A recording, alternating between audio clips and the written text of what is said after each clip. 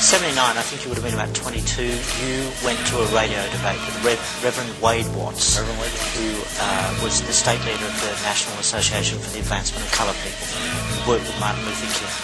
And when you got to this debate, he held out his hand for you to shake. Did you hesitate?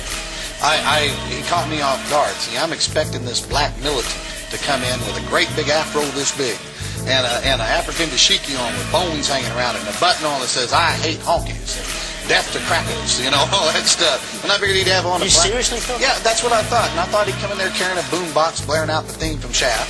I figured he'd flash the switchblade at me and go, "Black is beautiful, honky. I'm going to kill all you white devils," you know. That's what I thought I was going to see.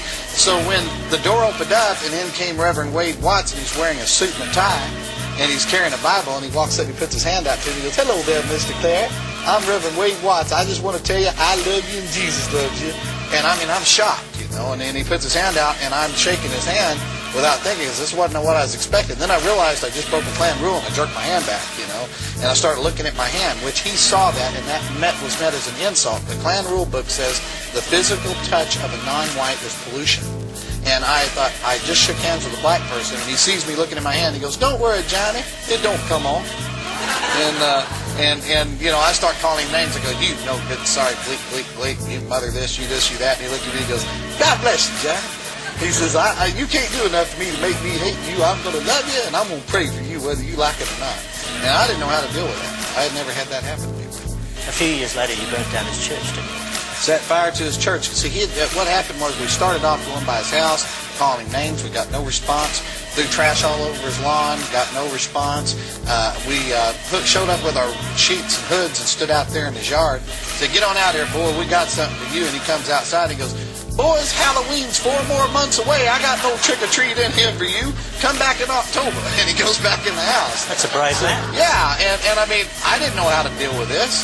And so the Klan goes, "You got any more bright ideas?" I said, "I don't know."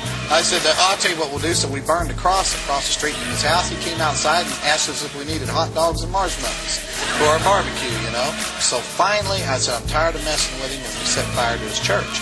And they put the fire out before the church was destroyed. And I remember I called him up, disguised my voice, and I said, "Hey, boy, you better be afraid. We're coming to get you, boy. You don't know who we are, but we know who you are." And he goes, "Hello, Johnny."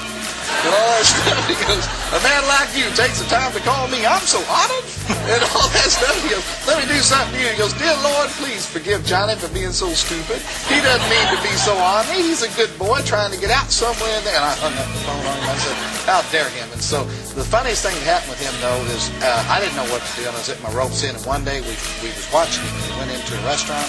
So we got a bunch of us together, and about 30 of us went in there and surrounded him. He had this chicken there on the table at the restaurant. I walked up and I said, "Hey, boy, this restaurant's for white people only. We don't want you here." I said, "So I'm going to make you a promise." I said, "I promise you we're going to do the same thing to you that you do to that chicken. So you think real hard before you touch that chicken." So he looked at me and looked at the Klan, then he picked up the chicken and he kissed it. And when he kissed the chicken, the whole restaurant, after just like y'all did, they all start laughing, you know, and everything.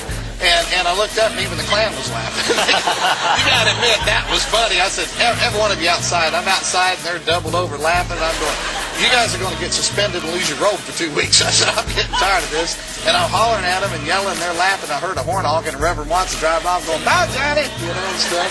And that's how he chose. That's how one old black, we never bothered him again. And that's how one old black man defeated the entire Ku Klux Klan.